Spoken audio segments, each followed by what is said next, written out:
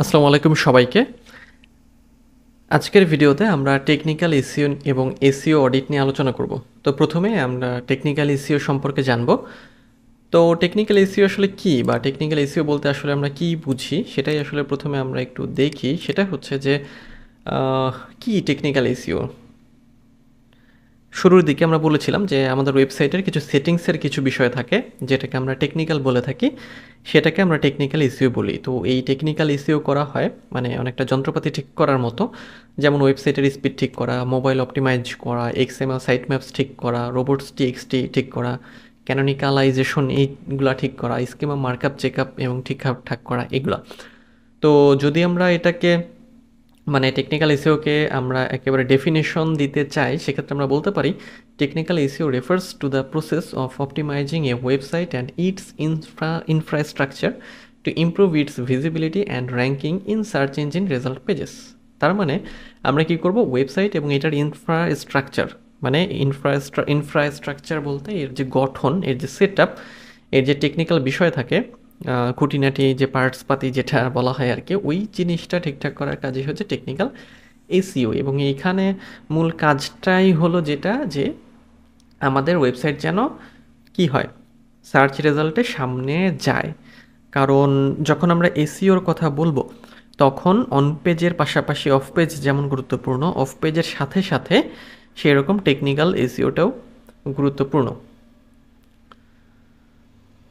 তো টেকনিক্যাল এসইওতে আসলে কোন বিষয়গুলো মূল ফোকাস দেওয়ার বিষয় বা কোন বিষয় নিয়ে কাজ করতে হয়? প্রথমে ওয়েবসাইট স্পিড অপটিমাইজ করতে হয়, মোবাইল অপটিমাইজেশন করতে হয়, সিকিউর ওয়েবসাইট মানে এইচটিটিপিএস এটা এনশিওর করতে হয়, এক্সএমএল সাইট ম্যাপস অপটিমাইজ করতে হয়, রোবটস টিএক্সটি ফাইল অ্যাড করতে হয়, ক্যানোনিক্যালাইজেশন ঠিকঠাক করতে হয়, স্কিমা মার্কআপ চেক আপ করতে হয় বা ঠিক করতে হয়, অ্যাড করতে হয়, ইউআরএল স্ট্রাকচার দেখতে হয়, ইন্টারনাল লিঙ্কিং দেখতে হয়, ক্রলাবিলিটি এবং ইন্ডেক্সিং ঠিক করতে হয়, স্ট্রাকচার ডাটা বা রিচ স্নিপেট যেটা ওটা দেখতে হয়, 404 এরর অ্যান্ড রিডিরেক্ট চেক করা হয়। এই জিনিসগুলো আমরা যখন টেকনিক্যাল ইস্যু নিয়ে কাজ করি তখন করতে হয়। এই যে আমরা ওয়েবসাইট স্পিডের কথা বললাম, তারপর মোবাইল অপটিমাইজের কথা বললাম, এক্সএমএল সাইট ম্যাপ, এই জিনিসগুলো করার সাথে সাথে আরও কিছু বিষয় থাকে বা আরও কিছু জিনিস আমাদের করতে হয়, যেটা হচ্ছে যে এই কাজগুলো বা হচ্ছে যে এই অ্যাসপেক্টগুলোকে ওটা হেল্প করে। যেমন গুগল সার্চ কনসোলে আমাদের ওয়েবসাইটটাকে সাবমিট করা। এটা হচ্ছে কি হবে, যে যদি আমরা গুগল সার্চ কনসোলে অ্যাড করি সেক্ষেত্রে আমরা আমাদের ওয়েবসাইটের অনেক ডেটা দেখতে পারবো, যে কোথা থেকে ট্রাফিক এলো, কীভাবে এলো ইত্যাদি যাবতীয় বিষয় আরও অনেক আছে। আরও যেমন গুগল অ্যানালিটিক্সও ভালো, এখান থেকেও আমরা অনেক ইনসাইটস পেতে পারি আর কি। সার্চ কনসোলে অ্যাড করলে যেটা হয় যে সার্চ কনসোল হচ্ছে একটা মানে গুগলের ওয়েব সার্ভিস, যেটা হচ্ছে আমাদের সার্চ কোয়েরি, তারপর ইন্ডেক্সিং স্ট্যাটাস, তারপর ক্রলিং এরোর্স, তারপর ভিজিবিলিটি অপটিমাইজের জন্য আমাদের হেল্প করে। আর অ্যানালিটিক্সটা কি? অ্যানালিটিক্সটা হচ্ছে যে আমাদের ওয়েবসাইটে ট্রাফিকরা কোথা থেকে আসলো, কিভাবে আসছে, সেই জিনিসগুলো আমাদের বুঝতে সাহায্য করে বা সেগুলো অপটিমাইজ করতে সাহায্য করে। এরপরে সাইট ম্যাপের বিষয় থাকে, রোবটস টিএক্সটি আছে, স্কিমা মার্কআপ, রিচ স্নিপেট বা স্ট্রাকচার ডাটা, অমুক তমুক অনেক যাবতীয় বিষয় আছে, যেটা আমাদের কি করে, যে টেকনিক্যাল ইস্যুর জন্য আমাদের হেল্প করে বা টেকনিক্যাল ইস্যুর সময় যেগুলো আমাদের হচ্ছে করতে হয়। ওকে, সো সার্চ কনসোল সম্পর্কে তো বললামই, এটা হচ্ছে আমরা প্র্যাকটিক্যাল করব পরে। এরপরে অ্যানালিটিক্স আছে, মানে আমাদের ওয়েবসাইটকে আসলে এই দুই জায়গাতে হচ্ছে মানে সার্চ কনসোলে অ্যাড করা এবং অ্যানালিটিক্সের সাথে অ্যাড করা। আর সাইট ম্যাপের ক্ষেত্রে এটা আসলে একটা মানচিত্র বা পথের মতো কাজ করে, যে আমাদের ওয়েবসাইটে আসলে কোন কোন জিনিসগুলোকে সার্চ ইঞ্জিন ইন্ডেক্স করবে বা ক্রল করবে, বা আমাদের ওয়েবসাইটে যেন সে স্মুথলি আসতে পারে, এই জিনিসগুলো এনশিওর করার জন্য আমরা সাইট ম্যাপকে ব্যবহার করে থাকি। ওকে, সো এই জিনিসগুলোই আমরা টেকনিক্যালি করি। রোবটস টিএক্সটি ফাইল থাকে, যে আমাদের ওয়েবসাইটের কোন পেজকে আসলে ক্রল করবে বা কোনটাকে ক্রল করবে না, কোনটাকে ইন্ডেক্স করবে, কোনটাকে ইন্ডেক্স করবে না, এই জিনিসগুলো বোঝানোর জন্য মানে সার্চ ইঞ্জিনকে আর কি আমরা রোবটস টিএক্সটি ফাইল হচ্ছে অ্যাড করি। স্কিমা মার্কআপ বা রিচ স্নিপেট এটাও বলা হয়ে গেছে অলরেডি। তারপর ব্রোকেন লিঙ্ক চেক করে সেগুলোকে ডিলিট করা, এটাও টেকনিক্যালের একটা বিষয়। তারপর ওয়েবসাইট অডিট নিয়ে আলোচনা করি এখন। কারণ অডিটের ক্ষেত্রে আসলে আমাদের যেহেতু অডিট করলে কি হবে, যে অডিট করলে আমাদের ওয়েবসাইটের সব কিছু ঠিকঠাক আছে কিনা ওইটা আমরা হচ্ছে দেখতে পারবো। মানে যখন আপনি এসইও করবেন, এসইওর শুরুতে আপনাকে অডিটটা করে নিতে হবে। শুরুতে করবেন, লাস্টে করবেন।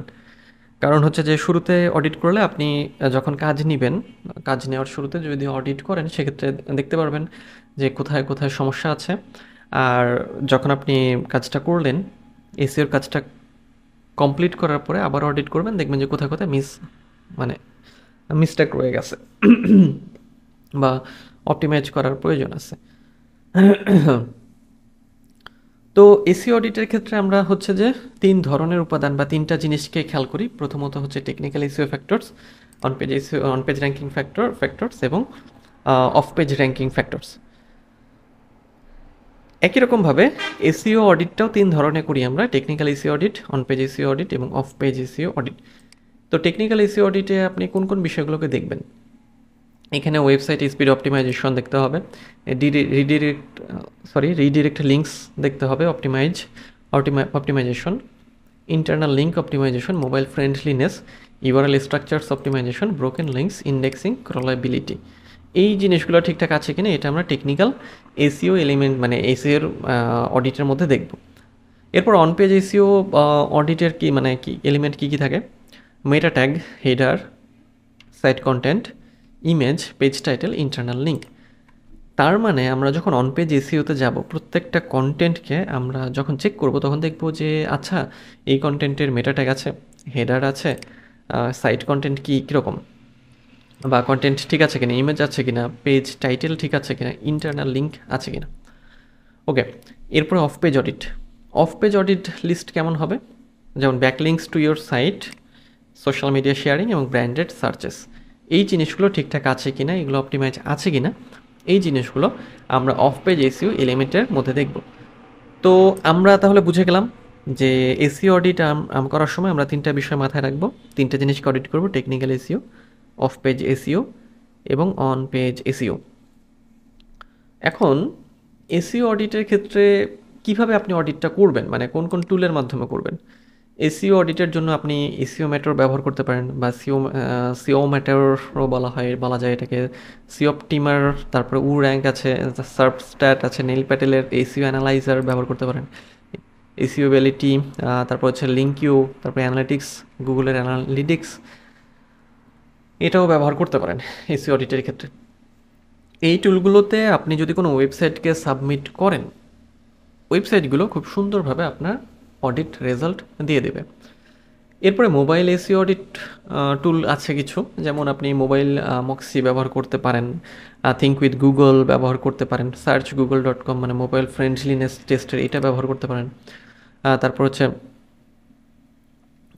পিওর অক্সিজেন ল্যাবস ব্যবহার করতে পারেন, মোবাইল এসইও টুলস, ভার্ভি ব্যবহার করতে পারেন। আচ্ছা, এখানে আরও কিছু মানে টুলের আসলে মানে অভাব নাই, প্রচুর টুল আছে, যেটা আপনার প্রয়োজন, যেটা ভালো লাগে ওটাই ব্যবহার করবেন। আরও আছে SE ranking, SpyFu, SEO power suite, screaming frog, Ahrefs, Google search console তো বললামই, GT metrix, OnCrawl, Semrush, Lumar website intelligence, Google search snippet optimization tool, SEO site checkup, Copyscape, word counter তো এমনি ওয়ার্ডের জন্য টুল। তারপরে এইগুলা সাধারণত পেজ এক্সপিরিয়েন্স সাইটটা ব্যবহার করতে পারেন। আচ্ছা, আর এসইও অডিটের জন্য কিছু এক্সটেনশন আছে, যেমন SEO meta, in one click, SEO Quake, তারপরে SEO analysis and website review, অমুক তমুক। এখন বিষয় হচ্ছে কি যে টুলস আসলে ফ্যাক্টর না, ফ্যাক্টর হচ্ছে বা ফ্যাক্ট হচ্ছে যেটা, সেটা হচ্ছে কোন টুল দিয়ে আপনি কাজ করে স্বাচ্ছন্দ্য বোধ করছেন, মানে সহজে কাজ করতে পারছেন বা কোনটা দিয়ে কাজ করতে ভালো লাগছে, কোনটা আপনার কাছে ইজি মনে হচ্ছে। সো যেটাই ভালো লাগে সেটা দিয়েই কাজ করবেন। তো আমরা আজকের এই ভিডিওতে কি শিখলাম? আমরা এই ভিডিওতে যেটা শিখলাম, টেকনিক্যাল এসইও সম্পর্কে জানলাম, টেকনিক্যাল এসইওতে কোন কাজগুলো করতে হয়, কি এলিমেন্টস থাকে ওটা জেনেছি, এবং এসইও অডিট কি এবং এসইও অডিটের এলিমেন্টসও আমরা জানলাম। তো আজ এই পর্যন্তই, দেখা হবে নেক্সট ভিডিওতে। সে পর্যন্ত সবাই ভালো থাকবেন আর সুস্থ থাকবেন, আর আমার চ্যানেলের সাথেই থাকবেন।